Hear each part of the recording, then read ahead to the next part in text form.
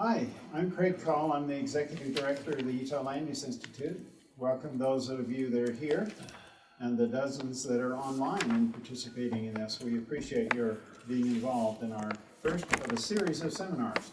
I just want to mention before we start that the Utah Land Use Institute appreciates the funding that covers the cost of the preparation materials and the presentations.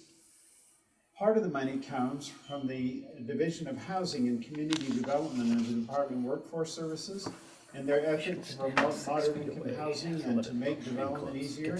They're funding this program today, along with the Office of the Property Rights Ombudsman. They provide funding for land use training from the 1% fee that is attached to each building permit that someone buys. And this is an example of how that money is being wisely used. Those in the room may receive attorney credit for attending. The AICP credit may also be available either online or in the room, but there is no online credit for any profession. But we do appreciate everyone's involvement and hope you'll enjoy it. We appreciate John Jansen taking the lead here, and I will simply turn the time over to him. Thank you, Craig. Let's go one slide. Thank you all for being here and braving some fun weather. How many came from Salt Lake? Let's see. Just me. Oh no. It's kind of fun. We had like a foot of snow down there in the valley, so interesting kind of day. We're going to talk about transfer development rights. We're going to talk about conservation easements and land trusts, how they all work together, and a few other techniques, generally looking at the topic of community character. Okay, how do we preserve that community character? We've got 5 folks that have joined us here today to talk about these topics. Mayor Larry Jacobson is here. Yes, Larry and I are from Scandinavia, I think. Is that correct? Yeah, sure. Tim Watkins, right in the middle, gonna make sure this thing doesn't fall apart, right? And appreciate that. He's Cache County Planning Manager. Levi Roberts works with the mayor in Nibley City. He's the city planner. Online, we have Wendy Fisher, who is down in Sandy, and they may have had a foot and a half, actually. So she didn't make it up here. And that's me, sometimes moderator, sometimes participator, and sometimes skier, okay? I just like this picture because that's the name I grew up with, JJ, okay? And this is from Idaho, a little place called Kelly Canyon. Anybody ever skied there? Ever heard of that one? Fun little place. Okay, I'm going to turn this over to Larry to start things off. Thanks, Jan. You can Jan Janssen or something like that. I could be Jakobsen if that's the way it goes. Okay, so let me cut to the chase. Are we tired of winning yet? I was in a group about this size, 40 mayors from around the state, about 6 months ago, and we were talking about growth. And the conversation quickly turned into what I think was a gripe session. It was one mayor trying to out-complain another mayor about how terrible the impacts of growth were having on their cities. And to try to refocus the conversation, I stood up and asked the mayors, I said, are we tired of winning yet? Because this is what success looks like. We didn't get to this place of the fastest growing state in the nation or overwhelming economic success because it just happened. This is in fact what we have been trying to achieve, I think, since the pioneers arrived in what would become the state of Utah. And in fact, if we look at Utah's tagline, my day job, I'm an engineer, but I realize the importance of a good tagline. What are we? We're the beehive state.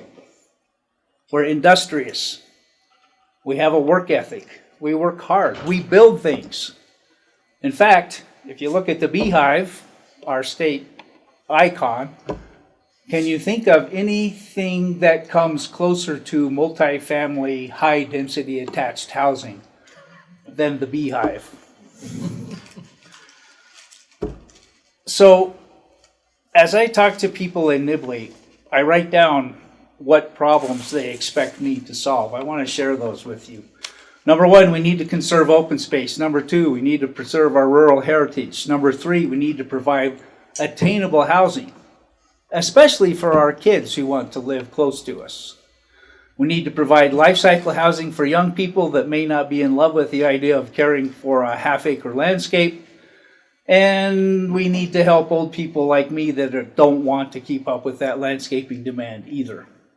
But most importantly, we need to not raise taxes, and we need to not allegedly devalue my property by letting too many people come into our community. If all that sounds impossible, then fear not, because these experts, present company excluded, they have secret weapons that will all make you superheroes. Ways to help preserve the community character that we have come to expect in the communities that we live in. So with that, we'll talk about a set of tools, and we'll turn it back over to John to introduce us. I want to introduce myself, actually. If you get to be a skier, I want to tell you about my most important job in Nibley City. I am a Little League umpire, because I just don't have enough people yelling at me yet. Thank you, Mayor. Appreciate that. If you all want to add something about yourselves, feel free. Nope, we're good? We're good? I'm good. Okay. Yeah, All right. All right, we need to push a couple buttons there, like two. There we go. Okay, so generally speaking, what we're going to try and do this afternoon, and I'm going to stay close to the owl, is talk about transfer development rights, okay, affectionately called TDR, conservation easements as part of land trust philosophies, okay. Other tools that we'll get to are the purchase of development rights, overlays, okay, zoning type overlays to help with community character, cluster zoning. You all may have heard of that before, and we're going to get into that a little bit, and Tim especially. And then the idea of flexible agricultural zones. We're going to talk about all of those. So let's go on. So TDR, how many have heard of that before? Okay, wow. It's an educated group. You know, but it's been around a long time, a very long time. Let's see. Yeah, lose my train of thought. The folks outside. Anyway, Grand Central Station, ever heard of that? New York? Kind of a neat place. Originally was privately owned, and the owner wanted to build over it.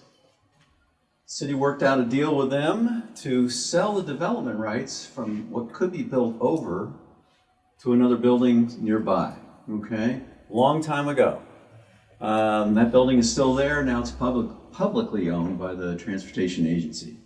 But across the country, we've seen a lot of programs that have started up and been very successful. We're going to look at a couple of those real quick today. We've got TDR programs in our state that have been very successful, and some that were not. And we'll discuss why not on that. And I can say the city I worked for 30 years, we had a program and it did not work. So, but I'll tell you why in a little bit. Okay, thank you. So here's the idea, right, is that you're selling theoretical development rights from the open space, the agricultural land, the orchard, whatever it might be that you want to preserve, and moving it to another place in your community, a place where you all agree. And how's that go? You all agree that density, which, you know, in planning, that's the D word, right? I mean, in our personal lives, it's something else, but the D word in planning is density, okay? It's always the toughest thing to talk about. But you're talking about moving development rights, theoretical ones, from the open space, from the ag land, whatever it might be, over into a place where, as a community, you agree that more density makes sense, which of course is already in your general plans, right? Okay, let's do the next one. And it's pretty much the same philosophy, just a different graphic for you. So we'll go on. Credits are sold. I want to make sure that you understand those are theoretical credits, right? So if right now the zoning for an agricultural piece is 1 unit for 10 acres, it's not just the 1 unit you're talking about. This is theoretical units that become kind of a currency that a farmer or an open space person gets to sell, okay? So those are transferred from that open space, from that ag land to another place in your community. The jargon from a TDR is sending areas, okay? Sending being the places you want to preserve, and receiving areas being the places where you push that density. In a sense, this is like following your general plan, right? You've already said in your plan, these are good spots where we could have some density. Everybody's got that in their plan, right? Of course, I'm not seeing a lot of head nods, but okay. Usually, you'll have some places that make sense. Near Maine, near a highway, near some other town, whatever it might be. But you have to figure out some place where that density could go. Let's go on. Maybe. Okay. The theory of this is that there's enough development rights, which we'll call credits, okay, for the farmer. Just use the farmer for a while. Enough development rights that that person could sell to a developer that they feel like they could either let go of their property or establish a permanent conservation easement on it. They feel like they've gotten the value that they want. One piece of that that's important to remember is they still get to do what they've been doing on that property, okay? So, okay. Could you keep moving, John, so those of us on this side can... I like to move around, actually, so we'll irritate this side now. Okay. So if you have an orchard, could you still pick peaches for years and years and years to come? Yes, you could. You have an alfalfa field. Could you keep doing that? Yes. If you had an open space that you weren't doing much with, that still can continue too. So there's lots of value that's still left, but you've sold off that development potential, okay, which again is theoretical, all right? I like to call it a currency, all right? And it's a property right you don't have right now, all right? People think of it as a new property right that's established by the city putting together, or the county putting together, an ordinance that enables all that to happen. Okay, and the market part I think is important to understand too, and you're going to see the word voluntary in here a lot of times, okay? Because you have to have a developer that's willing to pay the farmer, right, for those potential development credits, which that developer will take to the receiving area, take to where he's got some other property where he can get some more density. You got to have that. If there's no market, this system doesn't work. So, okay. Try to give you an example. So let's do some math together. How's that? You got a 10-acre piece, all right? Right now it has 1 unit per acre. Sorry, 1 unit per 10 acres. That's your alfalfa field. Through this enabling ordinance, you're allowed to have 3 units per acre. Okay, so that's going to be 30 units to sell, right? What's the price for those units? Well, that's going to be established by a negotiation between the developer and the property owner, okay? We might get some general ideas of what they might go for in part of this process of adopting an ordinance, but it's still that negotiation between that developer and that property owner, okay? If it's $5,000, that's one thing. If it's $30,000 per credit, that's another, okay? But the object for the property owner, the farmer, is to get enough that he or she feels comfortable with establishing a conservation easement that is permanent on the property, okay? And that density moving away. Okay, yeah, so just quickly, the hurdles that we see in most of the communities, I've been involved in 3 or 4 of these so far. Height in the it's really almost all about the receiving area, okay? The height, okay, in that receiving area, the density in there, what are you willing to do, what kind of housing types? That's a design, I think a few TDR systems in Utah, they didn't have any real design criteria for the receiving area, so you get what people like to call barracks a lot, instead of something that's a nice product for folks to live in. So that's an important aspect of it too. And one I keep bringing up, and I know Wendy will bring this up too, but when you think about permanent open space, there are management issues with a permanent open space. So there's got to be some kind of funding that could happen initially in the transactions or later on, but there has to be some kind of funding to watch over the property on a permanent basis. Let's go on. Here's the other one that this is where West Valley City failed, okay? We set up a system along a canal area that had a lot of wetlands near it, and wanted to preserve that as a trail, open space in the community, and set up a TDR system, went to the council meeting for adoption, had a nice recommendation from the planning commission. Council said, well, that's nice, but we want to still be able to rezone in other places for higher density.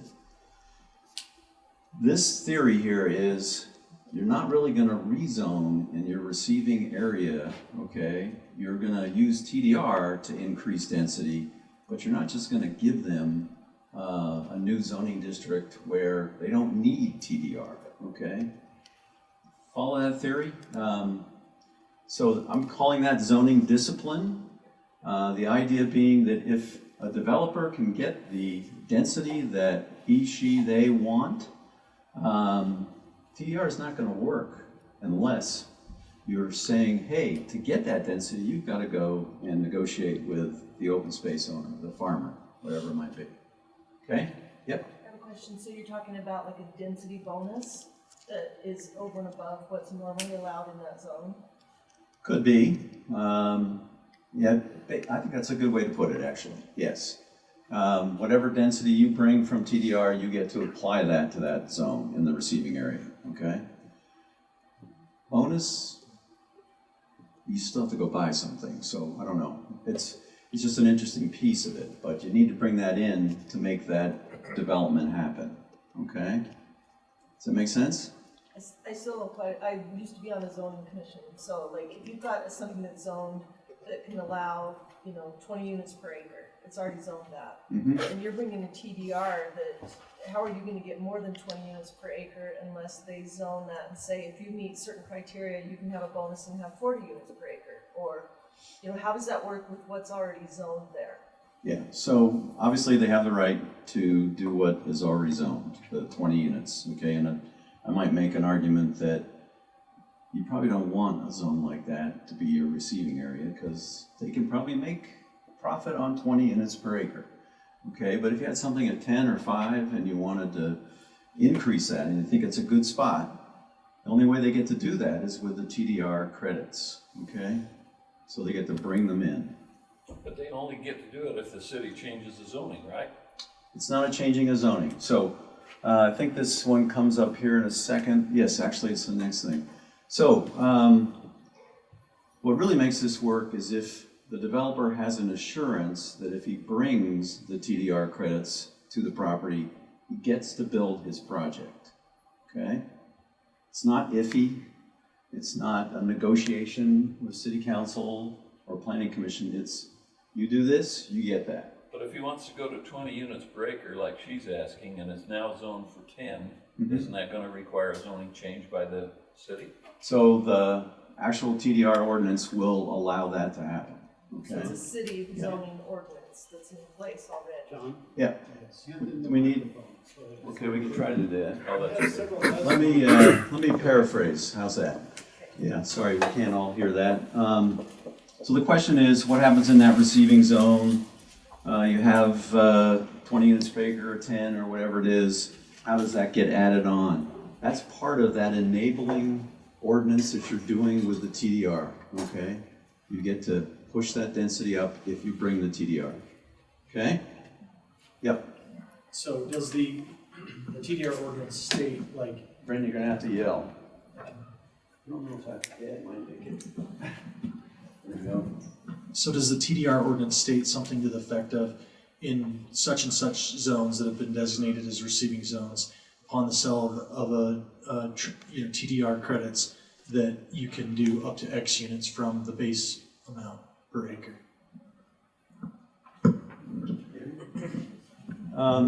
Essentially, yes, you may have a max on it, you may not. But that is part of that ordinance, and the underlying zones are there, but the TDR itself, it has a map associated with it, showing you the sending areas, the areas you want to preserve, and the receiving areas, okay? So it's essentially an overlay over your other zones. Okay, I'm gonna quote from this book, because I think this is a really important point. There's actually an interesting update of the book that we have at the end as one of the sources you might want to look at.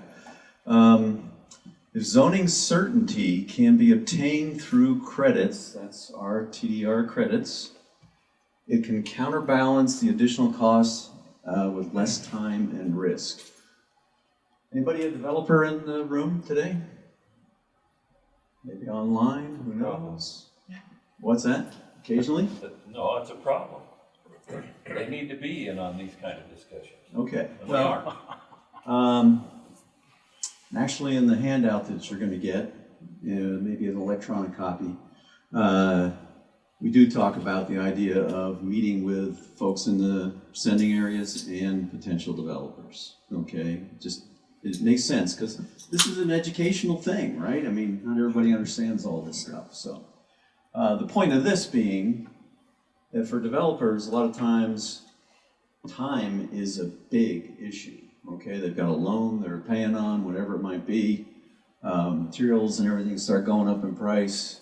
Time is money to them. So if you can shorten that amount of time for them, sometimes that is helpful. Okay, let's go on.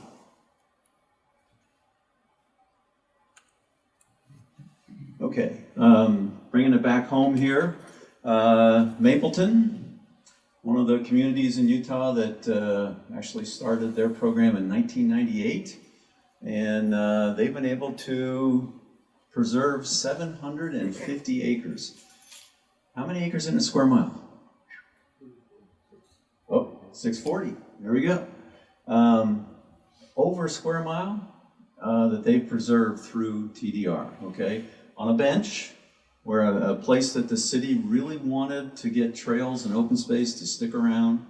I think it might even be the Bonneville bench, but yes. So is that, to be able to, for them to want that then, it really is not gonna stay in farm ground.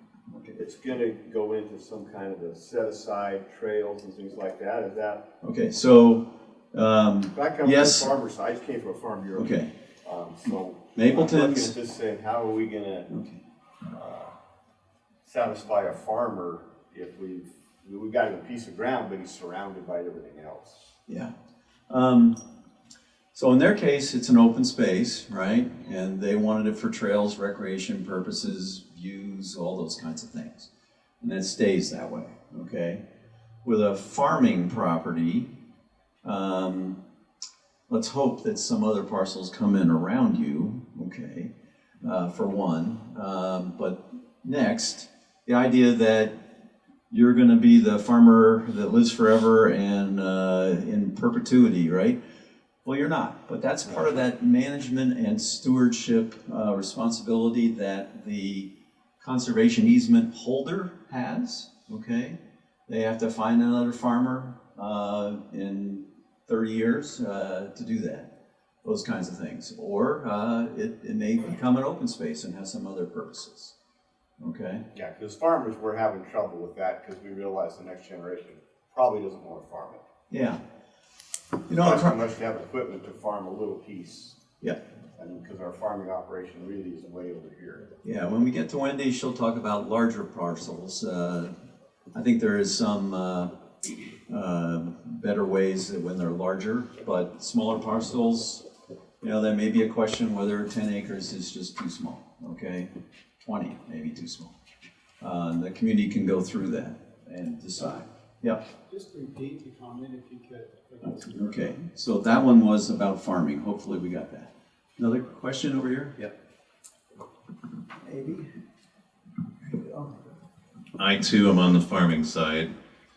So I'm sitting here saying, okay, 750 acres have been preserved, but what was the impact on the receiving side? I'm like Jack, it's like the receiving municipality has to have a zone or something, but you're saying that's bought in on the TDR. So I'm saying we also have to study the impact as far as density that some municipality wasn't ready for, or were they ready for, or how do they absorb that into their municipal or the county, whoever is in that receiving area? Does that make sense? Yep, sure. So that's part of the process, okay? It's going. Part of the process. You have to be comfortable where the receiving areas are and have those make sense for your community. Mapleton, they spread it out a little bit. So if you had a 10,000 square foot lot zone, you might be able to get down to 8,000 square foot, okay, with TDRs. But they spread it out on the community, plus they had nodes where they could actually densify quite a bit. But you're bringing up the question, which is, where do you put that density? That ought to be a discussion you have in your general plan, okay?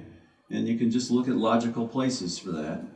But your general plan ought to be something that supports this also, right? Well, on top of that, we talk about ADUs. Some municipalities call me and say, I don't want an ADU because that's in my annexation path. And so here in the county, you have many different communities who have different zoning and everything else. So that part of the receiving becomes the important part to me. Okay, and yeah, so the decisions on where to put that density, I tried to say that earlier, that's one of the big issues, okay? And, you know, no matter where you think you're gonna end up, you're gonna have community members that probably don't agree, right? So it's just the way that is. So the ADU part, I'm not quite sure I followed, but It's another discussion. okay, all right. Assuming that's a detached ADU. Or not. Okay. We'll actually, I'll do a plug for Craig's program, which is they're going to have a seminar on ADUs also. So, okay, next. Let's see, where are we? Oh, let me just finish. Just across the hill, okay. Yeah, I think it's, I don't know which direction it is. Sorry, south. South. They have a system there where some transfers have been done up into the ski resorts, okay? Trying to keep that Ogden Valley as pristine as possible. And if you haven't been over the hill lately, it's not that pristine anymore. So, anyway, Spanish Fork's working on that. They have some river bottoms they want to preserve. Nibley City, Levi will talk about that in a few minutes, is also underway with a TDR program. Let's go. I pretty much touched on that, but that's some more detail. And in this handout, we actually have case studies for you to take a look at for 3 communities in Utah, and Mapleton's one of them. So you can look at the detail there. Okay, move on. Oh, and if you go to the Spanish Forks website and you want an interesting video, really nicely done video that they've got for promoting, discussing, educating people on TDR. So we'll just go on. Okay, just do a quick little intro and then it's Tim's turn. I said across the country, we've had a lot of big systems that actually been put together over the years. In a little state in the United States called New Jersey, they have a fairly large wetland area that they tried to preserve and were successful in starting that with TDR and ended up becoming, I believe, a national park, actually. So one thing to think about here is, and we're going to try and get into this today, that probably no one tool is going to solve all of the community character, rural heritage issues that you've got and that you want to deal with, okay? Multiple tools make sense. This one in New Jersey started off as TDR and ended up as a national park kind of a thing. Larimer County was another one. And part of the point of this is that county systems have worked fairly well across the United States. And on that note, Tim's going to talk about some ideas there. There you go. Well, thank you, John. Great introduction to TDR. Really nice forum that you've created here. So thank you, and Greg, Land Use Institute, and everyone that's participated. And we're happy to host here at Cache County. So thank you all for joining us. I'd like to share a little context, acknowledging that every community is different. Every county and relationship between county and municipality is different throughout our state, throughout other states. But the principles we can learn from the principles that John has been teaching us. And so what I'd like to refer to is the status of the Cache County Comprehensive General Plan update. We're at the final stage of a public review and a county council review of this general plan. There are some other components, a regional collaboration plan and an urban and rural area assessment, cost of services planning scenarios. I'll touch on these a little bit later, but these two appendages to the plan look at how the county can work with partner municipalities and coordinate growth decisions, coordinate and explore what land use compatibility looks like, how to shape growth, and how to achieve an overarching mantra, if you will, came from over a dozen years ago, an Envision Cache Valley process, explored the theme of keeping the country country and cities, understanding that cities, municipalities need to grow. And this draft future land use map for the Comprehensive General Plan update shows a rural, low density agricultural with residential opportunity throughout much of the valley floor, but then anticipating these hatched areas where growth is anticipated to extend outward from municipalities. And the general plan doesn't dictate how that growth will occur by any stretch, but it certainly encourages the regional collaboration and exploration of how that growth should occur and how to coordinate that with the municipalities. These are the principles of the general plan, including this principle of regional collaboration. The principle of heritage and stewardship is that the open and rural nature of the county's unincorporated areas is an important component of community character that should be preserved. And you see the encouragement, the objective to continue to explore new regulatory tools to support development and ag land preservation, such as transfer development rights, purchase development rights. The general plan doesn't have it all figured out, but it invites, I should say the draft general plan, invites further exploration of such tools. And one way to explore is to create some visualizations, and it helps to understand the densities, the target densities of both the sending areas and the receiving areas. And so through the, I call these preliminary studies that could continue forward as additional studies of transferring development rights or clustering development. And so if we look at the context of this lower density throughout the valley floor as the 1 unit per 10 acre density or zoning, it's represented by this grid of a red square representing a development right, and potentially within reasonable proximity of a nearby municipality that's planning to grow outward in this future annexation area. We've seen a trend of property owners in the county unincorporated area seeking more density, sometimes proposing a rezone to 2-acre or 5-acre density.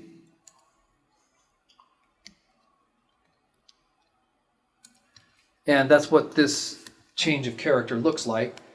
Looking at an average of, 3 to 5 acres per lot.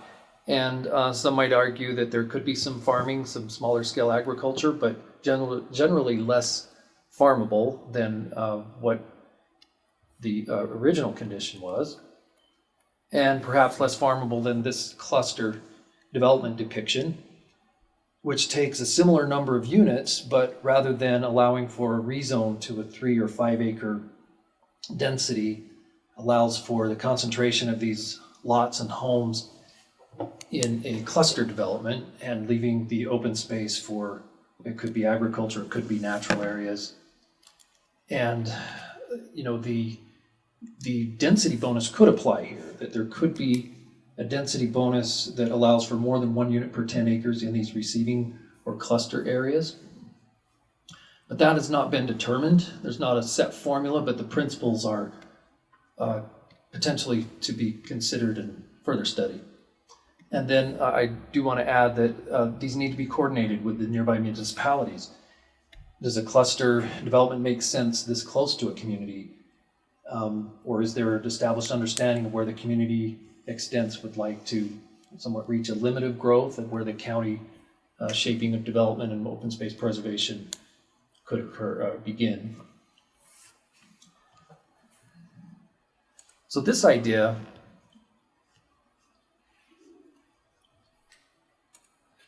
is a step between cluster development and transfer development right. You might call this a light transfer development right. And it's the notion that if you have an owner represented by owner A, and it could be more than one owner, it could be ownership group A of 2 or more property owners, and they would like to combine their development rights into one area, but perhaps not all of the parcels are adjacent, but perhaps they're within a reasonable proximity, maybe within a half mile or so, that they could cluster/transfer that development into a concentrated area and leave the infrastructure, the road, the development away from areas that might be better left as open space and better left undisturbed. Owner B may not be interested to participate and would not get in the way of these property ownership group A working together to achieve something similar to what you see here, and owner C. So this depicts something that could happen out in the unincorporated area, certainly needing to be careful that the concentration of homes does not overwhelm the septic capacity of the soils, that the relationship between the septic systems on individual wells, septic systems and individual wells, that water quality is, and the availability of water is carefully considered. So that's part of the formula is in the county unincorporated areas, looking at the capacity of the development area. And then this shows if it was near a community, would this be a compatible growth relationship in the county and the municipality, and where does the city want to stop serving growth? Where does it begin in the county? And where should the open space be versus the development? So these are important questions to explore together between county and partner municipalities. And noting that this configuration of development creates fewer road miles and utilities per housing unit compared to this pattern, which would have more extensive roads to take care of, and those can be expensive for especially private roads for private property owners or developments, or public roads serving fewer homes.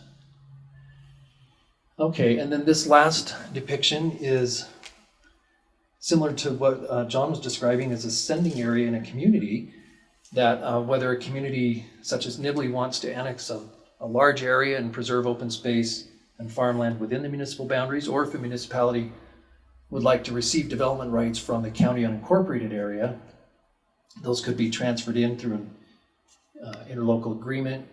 And you see a depiction of, on the far right, what might represent 8,000 square foot lots or 10,000. And then you see a mix of smaller lots, single family and townhomes with little homeowners association parks, or it could be public parks, but amenity driven planned unit developments, that density of say 8 to 12 units per acre, well, closer to 8 units per acre, could be achieved by the developers purchasing those development rights. And a few homes remaining in the open space area, in the county unincorporated area. Some development opportunity there, but largely a compatible and appropriate location to continue agricultural or other open space opportunities. The general plan also encourages agritourism and value-added uses to support farming into the future. And certainly we've heard from our the citizens in our partner municipalities that traveling along trail corridors between communities and out into beautiful destinations in the county is something that our citizenry would love, and would love to expand a countywide trail system. And perhaps cluster development and transferable development rights can create incentive for establishing some of those corridors through open space preservation and building on the countywide trails and master plan. So regional collaboration will focus on many topics, including growth and growth shaping, and where open space and where growth and density should occur. But those are conversations that I think are important to coordinate between county and municipality, or one municipality to another.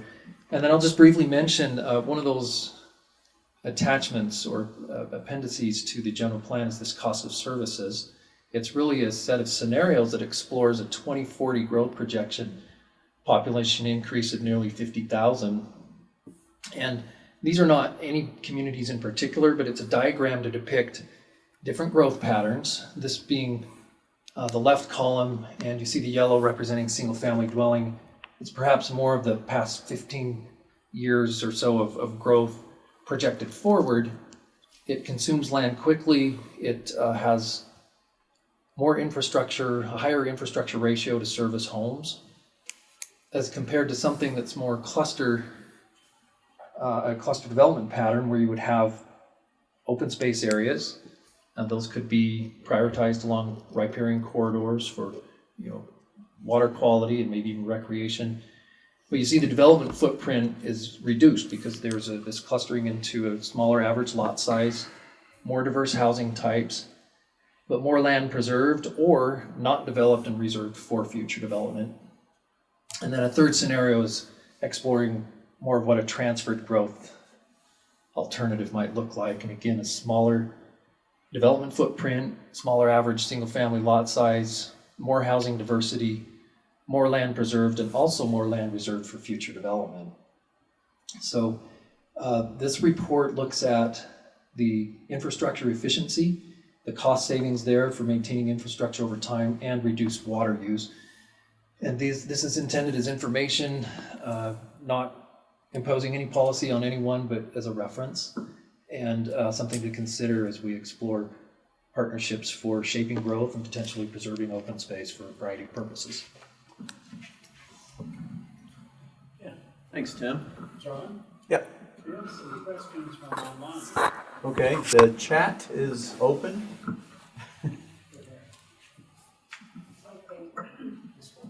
Okay. So some of the questions in the chat were, do the development rights carry the zoning with them?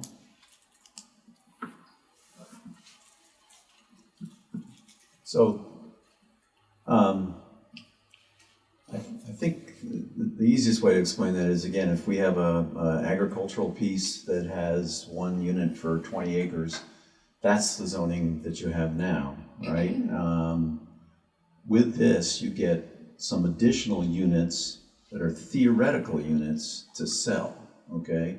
To move off that parcel.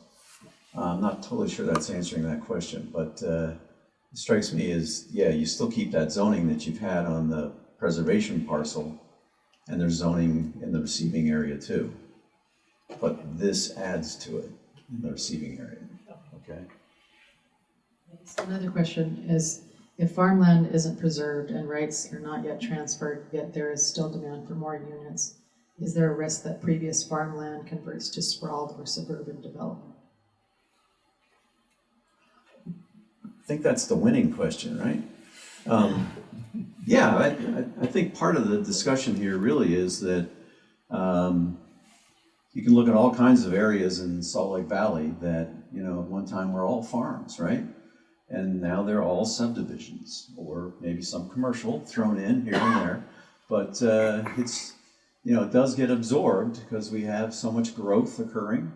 A lot of it is our own, and then we have a lot of in-migration too.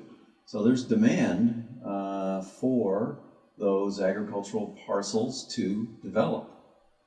I know when we've spoken to farmer groups in the past, one of the things that really hit home for me was, you know, selling my farm property is my retirement plan, okay? And I think that's reality, right?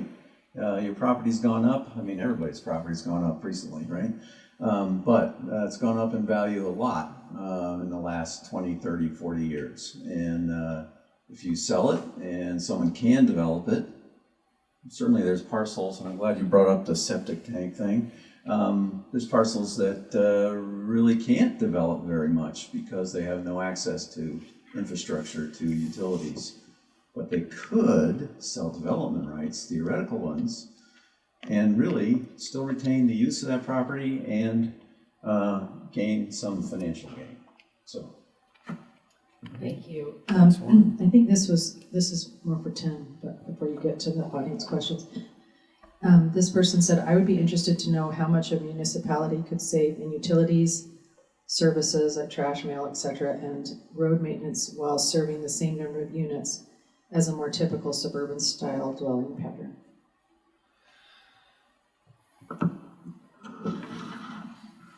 I don't have numbers ready to share as a typical savings when you drop from a certain density down to or from a lower density up to a higher density. It can be substantial. There's the initial cost of buying the infrastructure with a home. That the size of my lot dictates how much sewer and water pipe and curb gutter and asphalt I'm purchasing. So the less frontage or smaller my lot, theoretically the less infrastructure I'm buying, and therefore less cost to the home. But then there is the life cycle cost of the infrastructure, and that is the inspection of the pipes and the maintenance of those and the maintenance of the roads and so forth. So I think that's what the cost of services appendix to the general plan aims to provide as a reference, and there are some figures in there that I'd be happy to share that link as some of those figures are available.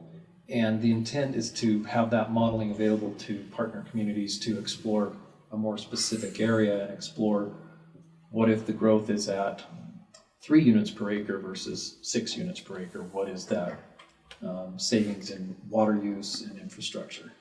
So I'll share that link. Okay. Thanks. Just maybe, I'll just use no math and just say, let's be intuitive for a moment. If you got a 100-acre parcel and you're putting roads throughout the whole thing, and you take all of that potential density on that parcel and push it down to 25 acres, shorter roads, shorter pipes, all of that. Less infrastructure you have to put in for the same number of units. Now, maybe the units won't be worth the same amount, but they could be close these days. So. Thank you. So this is a follow-up part of that question too. Also, would a developer save enough in impact fees using a cluster TDR development to support the creation of some affordable housing units? Why don't you take that, John? Yeah, it's interesting. I hadn't really seen this until talking with Arthur C. Nelson a little bit over the last couple of weeks. We're going to redo this presentation down in St. George, beginning of April 5th and 6th, I think. And anyway, we were talking about TDR a little bit, and there are some communities that have done TDR for affordable housing, okay? So if you can bring credits and turn those into affordable housing credits, actual development, you get some additional density and bonuses, I guess, again.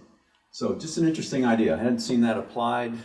We may explore that a little bit more in St. George. But affordable housing, that's not a separate issue, but it's a part of the picture that we need to all be thinking about. The mayor mentioned attainable housing.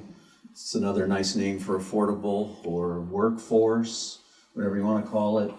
All of the housing that we're seeing built these days is really not affordable to most folks, okay? Very difficult to make that work if you're washing dishes someplace, right?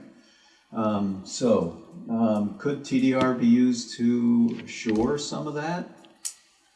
Seems like it, but that would be a deed restriction and probably a little bit beyond my expertise at the moment. Just say that's an interesting idea though.